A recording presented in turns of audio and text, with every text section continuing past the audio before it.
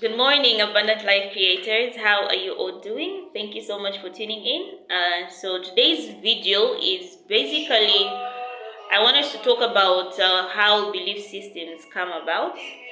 Because in our previous write-up, I talked about the reason why you need to sit down and question some of the belief systems that you hold so close to yourself. The truth is that when you were a child growing up, you did not grow up, or you were not born with the beliefs that you have. So beliefs are more like ideologies. They are the things that you have come to believe are true, things that you have come to believe are true and right or wrong. So you hold them so tight. They are more like to a point they become more like convictions that you tend to live by. And whenever you find yourself in a certain situation, you tend to interpret it based on the thought process or the belief system that you have had.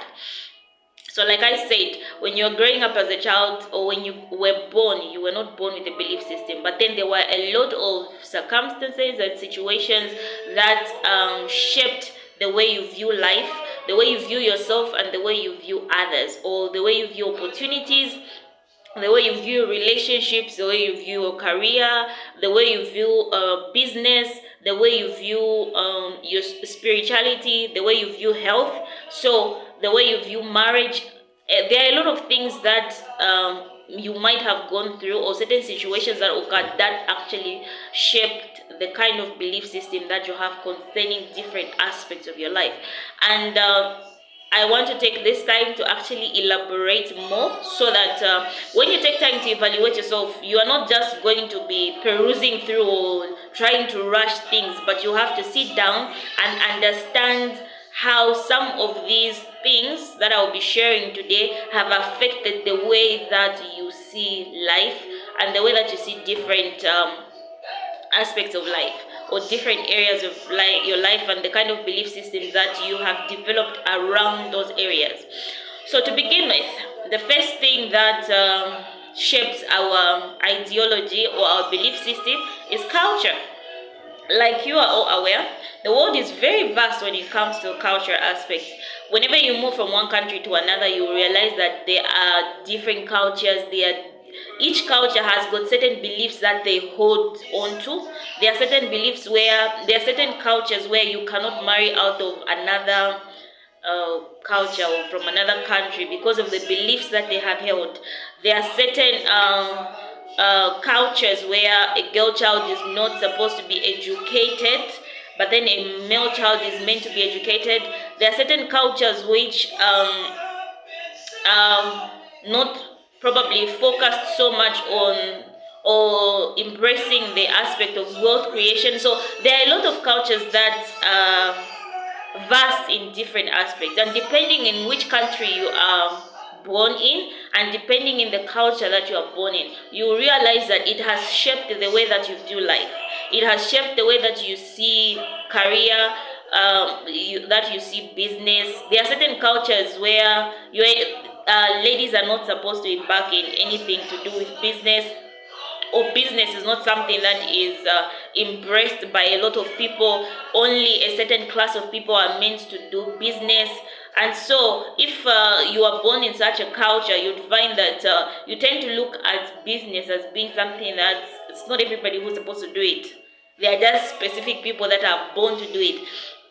Other cultures, you'd find that they believe that it's not everybody that is meant to be a leader. Some are only meant to be followers, and others believe leaders are born and they are not made. So there are different things that different cultures believe in. So all these are just examples, by the way. You can take time to look at your culture and see some of the things that the culture has set as truths that you have been holding on to. And if you may sit down, you might realize that some of those things that you have learned because of your culture tends to limit you from actually manifesting your abilities and your potentials. So the other thing that shapes our belief system, our mindset, and ideology is our environment or association. Let me just put it as association. So association can either be your peers, that is, if you're a youth, that means the people, your friends, your circle of friends. It can either be your family, it can either be the community, it can either be your parents. So the kind of association that you keep tends to develop a certain belief system around you. Like the way the Bible says that bad company corrupts good morals. So if you're a person who is surrounded by friends that are not so much into discovering themselves, making the best out of their lives, challenging themselves to become great, using their potentials to the fullest of their abilities, and you're just associating yourself with people that are so ignorant about life, you realize that even yourself, you'll be ignorant about life. You'll be ignorant about a lot of things because you tend to replicate, or you tend to show out a total number of the 5 people that you associate yourself with. And other belief system, we develop them based on the families that we are born in. So if, for example, let me talk about the aspect of finances. If, for example, you were born in a family where you used to really struggle when it comes to eating and money was always hard, you may have grown up because you have been seeing how your parents have been struggling, and you've been seeing the way money was always hard to find. You tend to believe that money is never enough. You have that scarcity mindset where you just feel like, okay, as when it comes to the aspect of money, money is never enough. We're always going to be struggling with money. So you'd find that even as you grow, you tend to see money as being so hard to find, and you tend to see you find it hard to see opportunities because according to you, money is not something that comes easily. So you don't even, opportunities that may be right in front of you that may help you see create wealth or make money, you'd find that you will not see it because your mind is limited. If you were born in a family where you had abundance and your parents gave you access, anytime you ask for something, you are always receiving. They've never told you no. Everything that you've ever wanted, they've always given to you.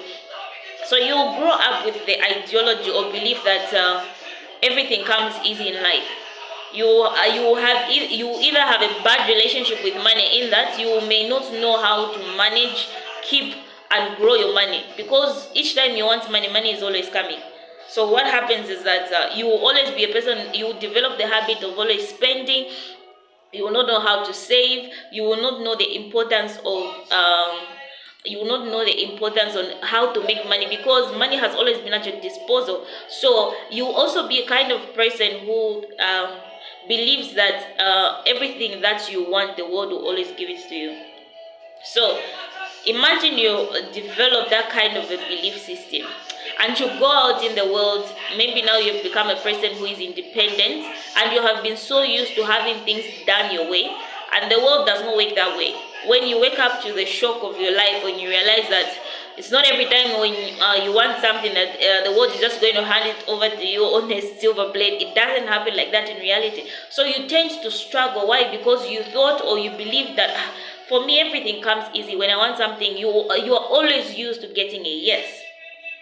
So you have to sit down, ask yourself, okay, how has my association, either my family, my friends, relatives, how have they, my experience with living with them or being around them, shaped my perception about money, relationships, or marriage? If, for example, you are in a family where your parents always fight, or maybe one of your parents left the marriage, or maybe you are being kept by a single mom, or maybe your parents are living well and everything is perfect in their marriage, you realize that depending on the environment or situation that you have found yourself with, there's a certain belief system or mindset that you have about marriage.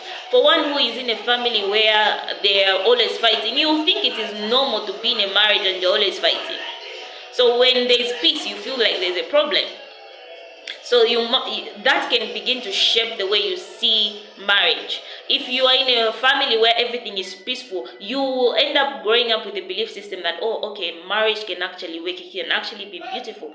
But then if you grew up maybe with a single mom, you'd find that even the belief system that you have concerning relationships, concerning men, trust issues, and all that can begin to shape the way you view life. Okay, so experience is the other thing. Some of us have been through so many experiences in life that have either broken us, built us, and as a result helped us, has caused us to have the belief systems that we are having right now. If maybe you had a terrible experience while growing up, maybe in your friendship, you find that if it was a negative thing that happened in your friendship, you tend to find it really hard to trust people. Each time you are having each time you have a friend, you find that you and that friend hardly have time to endure life's challenges and get towards the end or grow together or something like that. So depending on the experiences that you had, if you had traumatic experiences in your past, you find that you started to build a belief system around that experience, to a point where if you were hit or you were traumatized in a certain way, you find that you believe that everybody that is coming in my life just wants to hate me, everybody that is coming into my life just wants to use me, everybody that is coming. So even when a good person is coming in your life, you'll find that you will chase them away because you don't believe that anybody coming in your life actually has good intentions. So the kind of experiences, ask yourself, what kind of experiences? Maybe you tried out the business, you did a network marketing business, or you did something and your money was stolen, or you trusted somebody with your money and it was stolen. So as a result, you have fear for getting into business because you feel everybody is a fraud. So it happened to you once. Instead of learning from it, you built the belief system that everybody is a fraud. So you don't engage in business. You say, no, business doesn't work. We tried it, we failed. Okay, so you have to look at, okay, what kind of experiences did I go through, either growing up, that affected the way I see my career, my relationships, my spiritual life, and all that kind of a thing. Exposure. Many of us, because we have not gained so much exposure to certain things, our mindset is more like that's low, or our belief, we don't really have a good belief system about life or about every other thing, because we haven't gained so much exposure. We haven't interacted with people that have maybe gone high, or have done great things.